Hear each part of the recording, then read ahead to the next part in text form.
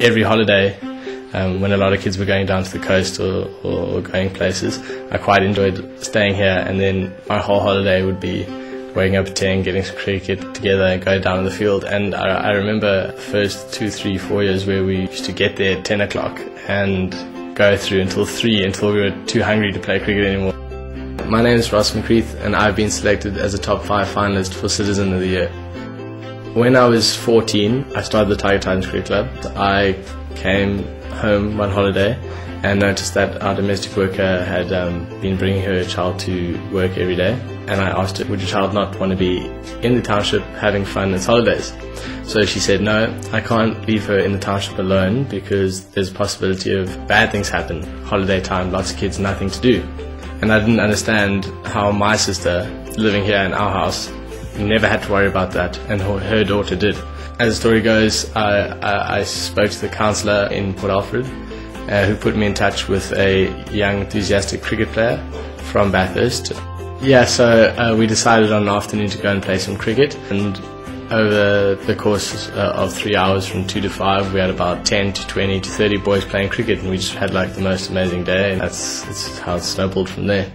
I went to school in Grahamstown, so I drove in and out every day. It's a 50-kilometre drive. And after the December holidays, it was a bit tricky because I did have my own sport, I did have my own extramural activities.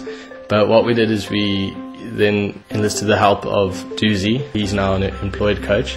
And we also have a 70-year-old mentor called Gladman. You know, he loves cricket, and he remembers watching cricket, 50 years ago here when he was 20. Well, when I started the cricket club, there were the 30 boys that came to practice, and what I didn't realise then was that there was a boy called McCreath who's been with the club since day one. And McCreath was good enough to represent Eastern Province because he comes from a family of 8 where he doesn't have either of his parents, both have passed away. He lives with his aunt, 9 of them in an RDP house.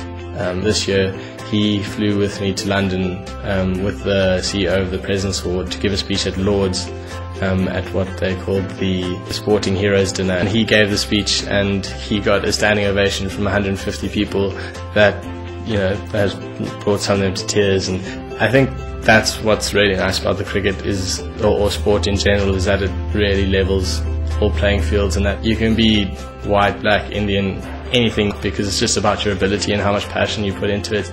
And that's what these boys do, and they get a lot of compliments when they step onto the field, when they play the cricket. They don't hold back. It's become part of my life, and I really don't ever want to be away for too long, because it's really something that's quite amazing when I see what happens when these boys are on the cricket field, how they change